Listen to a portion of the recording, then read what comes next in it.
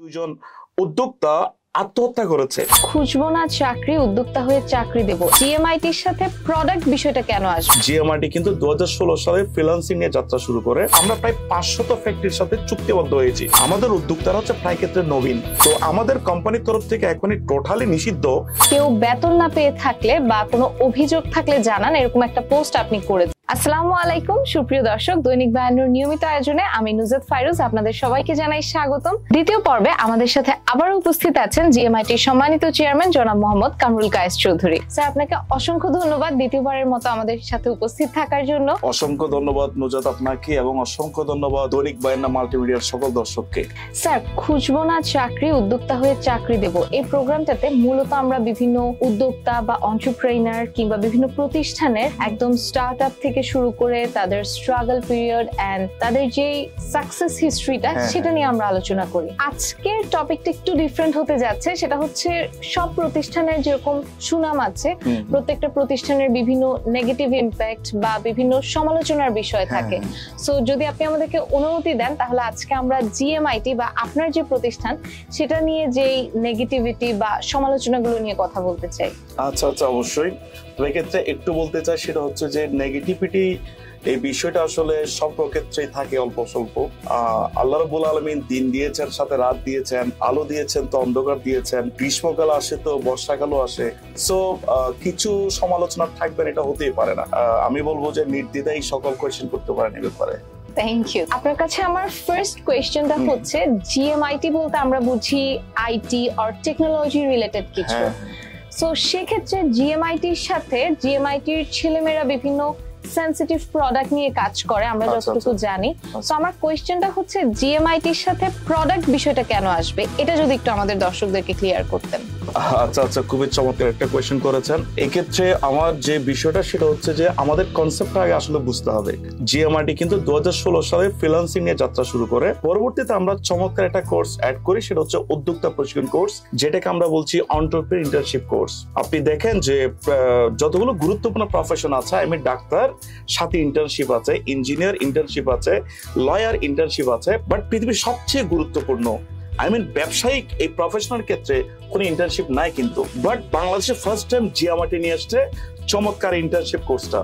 অর্থাৎ একজন ব্যক্তি উদ্যোক্তা হবে, সে শুরুতে কিভাবে বড় মাপের উদ্যোক্তা হবে, এই জায়গাতে আমরা চমৎকার একটা গাইডলাইন দিয়ে থাকি এবং উদ্যোক্তা হওয়ার জন্য যত টুলস দরকার, অল কাইন্ডস অফ টুলস আমরা তাদেরকে দিয়ে থাকি।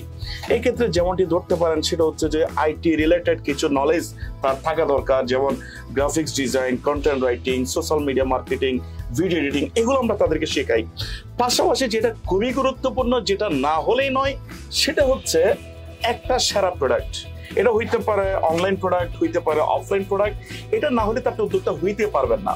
এখন এইটার ব্যাপারটা জিএমআইটির সাথে আসবে কেন, এটা খুবই গুরুত্বপূর্ণ কোয়েশ্চেন। কারণটা হচ্ছে আমরা দেখেছি অনেককেই যে তারা তাদের সর্বোচ্চ সম্বলটুকু বিজনেস ইনভেস্টমেন্ট করে, কাপড় চোপড় কিনে, অফিস ইনভেস্টমেন্ট করে, বিভিন্ন খাতে ইনভেস্টমেন্ট করে, ওয়েবসাইট ইনভেস্টমেন্ট করে।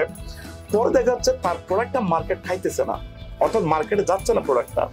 তখন তার ইনভেস্টমেন্টটা নষ্ট হচ্ছে, ফ্যামিলিতে সে কালার হয়ে যাচ্ছে, মা বাবার সামনে চেহারা দেখাতে পারে না, আত্মীয় স্বজনের সামনে চেহারা দেখাতে পারে না। এই যে একটা পরিস্থিতি, এবং আমি আপনাকে একটা ইনফরমেশন দিয়ে রাখি, সেটা হচ্ছে বাংলাদেশ ই কমার্স অ্যাসোসিয়েশন, একটা সংস্থা যেটা অনলাইন উদ্যোক্তাদের সংস্থা, এখানে 2জন উদ্যোক্তা আত্মহত্যা করেছে। শুধুমাত্র তারা পরিবার থেকে টাকা নিয়ে আসছে, আসার পর ইনভেস্টমেন্টটা নষ্ট হয়েছে এবং এরপরে তারা কি হয়েছে, ফেল হয়েছে। এই কারণে, কারণ তারা মা বাবার সামনে যেতে পারতেছিল না, তারা আত্মহত্যা করেছে। ওই জায়গা থেকে আমার মধ্যে একটা রিয়েলাইজেশন তৈরি হয়েছে, কিভাবে আমি আমার উদ্যোক্তাদেরকে লাভবান করতে পারি, তাদেরকে যেন ওই ছোট মন নিয়ে, ছোট মুখ নিয়ে তার মা বাবার সামনে যেতে না হয়। এই জন্য মূলত আমরা প্রায় 500 ফ্যাক্টরির সাথে চুক্তিবদ্ধ হয়েছি, অলমোস্ট 500। তাদের সাথে আমাদের চুক্তিটা হয়েছে হচ্ছে এরকম, আমাদের যে কোনো উদ্যোক্তা যদি মিনিমাম অ্যামাউন্ট নিয়ে তার কাছে প্রোডাক্ট আনতে যায়, প্রোডাক্ট কিনতে যায়, সে মিনিমাম রেটে, একদম সর্বনিম্ন রেটে আমার উদ্যোক্তাদেরকে তারা প্রোডাক্ট দিবে। অর্থাৎ আমি হোলসেল প্রাইসে প্রোডাক্ট পাবো, কিন্তু আমি হয়তো অনেক বাল্কে নিতে হচ্ছে না, আমি একদম এবং হোলসেলের চেয়ে কম প্রাইসে তাদের সাথে আমাদের চুক্তি হয়েছে এবং তাদেরকে আমরা বুঝাইতে সক্ষম হয়েছি আমাদের উদ্যোক্তারা হচ্ছে প্রায় ক্ষেত্রে নবীন, তাদের যথেষ্ট সাপোর্ট দরকার। যদি আপনারা সাপোর্ট না দেন এই নবীনরা তো উদ্যোক্তা হয়ে উঠতে পারবে না, এবং তারা কনভিন্সড ওই জায়গাতে। সো ওই জায়গাতে তারা আমাদের উদ্যোক্তাদেরকে প্রোডাক্টের সার্ভিস প্রোভাইড করে, এবং আমি এটুকু বলতে পারি যে শুধুমাত্র এই সার্ভিসটা থাকার কারণে আমাদের অনেক উদ্যোক্তা ব্যাপকভাবে লাভবান। আরেকটা কোয়েশ্চেন হচ্ছে, আপনি যেমন বললেন যে আপনাদের 450 কিংবা 550 ফ্যাক্টরির সাথে বিভিন্ন ডিফারেন্ট ক্যাটাগরির প্রোডাক্টের সাথে আপনারা হয়তো বা চুক্তিবদ্ধ, বা বিভিন্ন ধরনের ফ্যাক্টরির সাথে যাদের ডিফারেন্ট ক্যাটাগরির প্রোডাক্ট আছে, সেক্ষেত্রে এই যে আমি সেনসিটিভ প্রোডাক্টগুলোর কথা বলছি, অর্থাৎ ডিফারেন্ট স্লিমিং প্রোডাক্ট বা হোয়াইটেনিং প্রোডাক্ট, এই প্রোডাক্টগুলো নিয়ে কাজ করার কারণটা কি? আচ্ছা, এটা আরো আসলে চমৎকার কোয়েশ্চেন। এখানে প্রোডাক্ট সোর্সিং এর ক্ষেত্রে যে বিষয়টা আপনাকে বুঝতে হবে বা দর্শকদের বুঝতে হবে সেটা হচ্ছে, আপনি যখন কোন একটা প্রোডাক্ট সোর্সিং করবেন তখন ওই প্রোডাক্টের ব্যাপক চাহিদা থাকতে হবে, কিন্তু যোগান থাকতে হবে খুবই কম। সাপোজ চালের চাহিদা ব্যাপক, যোগানও ব্যাপক, এই প্রোডাক্ট নিয়ে কিন্তু আপনি ভালো শাইন করতে পারবেন না বিজনেস করে। তাহলে চাহিদা ব্যাপক থাকতে হবে, যোগান থাকতে হবে কম। শুধু এইটুকুর মধ্যে হইলে আসলে হয় না, উদ্যোক্তারা আসলে সফল হইতে পারে না। আরো একটা ব্যাপার দরকার, সেটা হচ্ছে যে এই প্রোডাক্টটাতে তার ভালো লাভ থাকতে হবে, আদারওয়াইজ সে মার্কেটে টিকে থাকতে পারে না, তার অ্যাড কস্ট পোষায় না। চতুর্থ নম্বর আরেকটা বিষয় দরকার, সেটা হচ্ছে প্রোডাক্টটা ইউনিক হইতে হবে।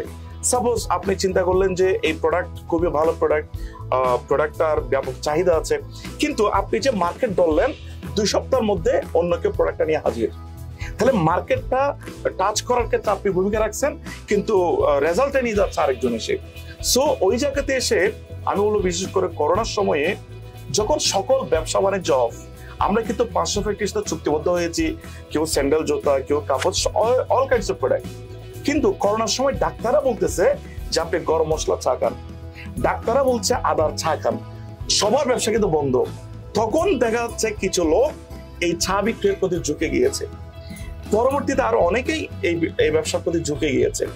এখন ওই জায়গাতে যেটা, সেটা হচ্ছে যে করোনার সময়টা আসলে এমন একটা ডিফিকাল্ট টাইম ছিল, বা এতটা খারাপ সিচুয়েশন ছিল, যেখানে আসলে টিকে থাকাটা অনেক কঠিন ছিল। তাহলে সেই জায়গায় তারা মানুষের উপকার করেছে, এবং তারা নিজেরা হয়তো আমি বলবো যে ফিনান্সিয়ালি গেইন হয়েছে, কিন্তু পরবর্তীতে এটা একটা ভিন্ন ট্র্যাকে চলে যায়। তো আমাদের কোম্পানির তরফ থেকে এখনই টোটালি নিষিদ্ধ, সেটা হচ্ছে বিএসটিআই অনুমোদন ছাড়া এবং লিগ্যাল ডকুমেন্টস ছাড়া কোনো প্রোডাক্ট বিক্রি করা 100% নিষিদ্ধ। এবং যদি কেউ এমনটি করে থাকে, আমরা তাদেরকে নিজেরাই আইনের হাতে তুলে দেওয়ার ব্যবস্থা করছি। সো বিএসটিআই অনুমোদন ছাড়া কোনো প্রোডাক্ট বিক্রি করা এখানে যাবে না, এবং সম্পূর্ণ নিষিদ্ধ। আমাদের উদ্যোক্তাদেরকে পুরোপুরি নিষেধ করা হয়েছে এই ব্যাপারে। এরপরও কোনো আমরা নিউজ পেলে আমরা এটা আইনানুগভাবে আমরা যোগাযোগ করছি, এবং এবার ইনিশিয়েটিভ নেওয়া হচ্ছে। ধন্যবাদ জিনিসটা ক্লিয়ার করার জন্য।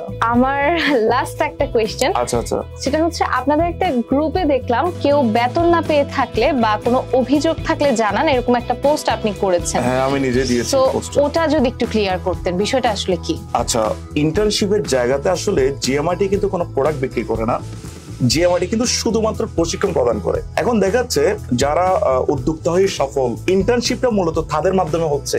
সাপোজ আমাদের এখান থেকে কেউ প্রশিক্ষণ নিয়েছে, প্রশিক্ষণ নেওয়ার পর আমরা ইন্ট্রোডিউসিং করা দিচ্ছি বিভিন্ন ব্যক্তির সাথে তাদের প্ল্যাটফর্মে কাজ করার জন্য। এখন দেখা যাচ্ছে হয়তো অনেকে আছে নবীন, যেসব নবীন উদ্যোক্তারা হয়তো বা অনেক সময় স্যালারিটা আসলে মেনটেন করতে পারে না, স্যালারিটা দিতে কষ্ট হয়ে যায়। তো ওই ক্ষেত্রে দেখা যাচ্ছে অনেকে কমপ্লেনটা আমাদের কাছে নিয়ে আসে যে স্যার, আমি তো ওনার আন্ডারে কাজ করতাম বা অমুক প্রতিষ্ঠানে কাজ করতাম, এখন তো আপনারা কিছুটা রেফার করছিলেন যে ওনার ওখানে চাইলে কাজ করা যাবে। তখন অভিযোগটা কিন্তু আমাদের দিকে চলে আসে। তো ওই জায়গাতে আমরা নিজেদের গ্রুপে পোস্ট দিয়েছি, যদি এরকম কোনো কমপ্লেন থাকে তাহলে আমাদেরকে জানানোর জন্য। আসলে আমরা তাদেরকে, আমি এটা হয়তো বলতে পারবো না যে আমি তাদের থেকে স্যালারিটা বের করে দিব, কিন্তু আমি বেস্ট ট্রাই করব যেন আমাদের প্রত্যেকটা স্টুডেন্ট তাদের ন্যায্য পাওনাটা বুঝে পায়। ধন্যবাদ প্রত্যেকটা ইস্যু এত সুন্দরভাবে আসলে ক্লিয়ার করার জন্য আমাদের দর্শকদের কাছে আপনাকে অসংখ্য ধন্যবাদ। সো দর্শক, আমার মতো আপনাদেরও যাদের কোয়ারিজ ছিল এই যে সেনসিটিভ প্রোডাক্ট গুলো নিয়ে, আই থিংক আজকে আমরা সবাই ক্লিয়ার হয়ে গেছি। সো ইনশাআল্লাহ আমাদের তৃতীয় পর্বে আবারও জিএমআইটির ফিউচার প্ল্যান বা এ ধরনের আরো কিছু কোয়েশ্চেন্স নিয়ে আমরা আবারও আসবো আপনাদের সাথে টক শোতে। সো সবাই ভালো থাকবেন, দৈনিক 52 সাথেই থাকবেন। সবাইকে ধন্যবাদ এতক্ষণ আমাদের সাথে থাকার জন্য। আর যারা এখনো দৈনিক 52 পেজ সাবস্ক্রাইব করেননি, আমাদের ইউটিউব এবং ফেসবুক পেজ সাবস্ক্রাইব করে রাখুন, তাহলে সবার আগে আমাদের যে কোনো নিউজ, যে কোনো আপডেট আপনার কাছে চলে যাবে। সো ভালো থাকবেন সবাই, আসসালামু আলাইকুম।